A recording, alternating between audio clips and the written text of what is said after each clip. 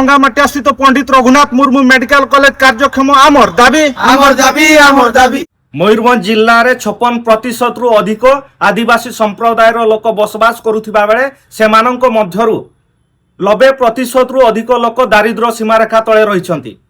एमानंकर आर्थिक स्थिति सचल नथिबारु सरकारी डाक्तरखाना सरकारी चिकित्सा उपरे निर्भर करिथांती।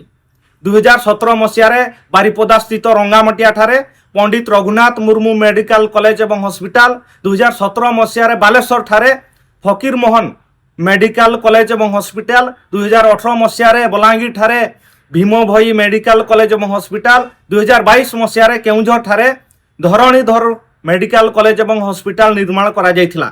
किंतु एही सबु मेडिकल कॉलेज एवं हॉस्पिटल गुड़िकरे इनडोर एवं आउटडोर चिकित्सा व्यवस्था कार्यक्षम होउथिबा बेले बारिपदा स्थित रंगामाटिया पंडित रघुनाथ मुर्मू मेडिकल कॉलेज एवं हॉस्पिटल रे समस्त आनुषंगिक भित्तिभूमि थिबा सत्ते इनडोर एवं आउटडोर चिकित्सा व्यवस्था कार्यक्षम करा जाउ नाही।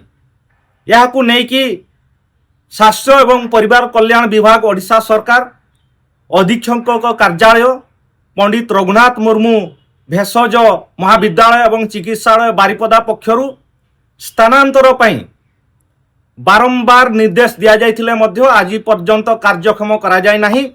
जिला चिकित्सालय रे बहु अव्यवस्था थिबा जगु लोके ठीक भाबरे स्वास्थ्य सेवा पाई पारु नथिबा बेले सेमानंकु प्राय कटक मेडिकल कॉलेज को रेफर करा जाउछि। जिल्ला रे स्वास्थ्य सेवारु वंचित होउथिबा बेले गुणी गारेडी झड़ा फुंका आदि अंधविश्वास को आपणे नेबा को बाध्य होउचंती, जहा फल रे समग्र जिल्ला रे प्रत्येक वर्ष हजार हजार लोकों को जीवन जाउछि। तेणु बारिपदा स्थित रंगामाटिया पंडित रघुनाथ मुर्मू मेडिकल कॉलेज एवं हॉस्पिटल रे जनरल मेडिसिन विभाग, चर्म भिडी विभाग, चक्षु नाको कान जीवा विभाग सहित अन्यान्य गुरुत्वपूर्ण विभाग गुड़ी को युद्धकालीन भित्ति रे कार्यक्षम करा जिबा पई आमे दृढ़ दाबी करछु। मयूरभंज जिलापाल पदक्षेप को बारिशा अपेक्षा करछि।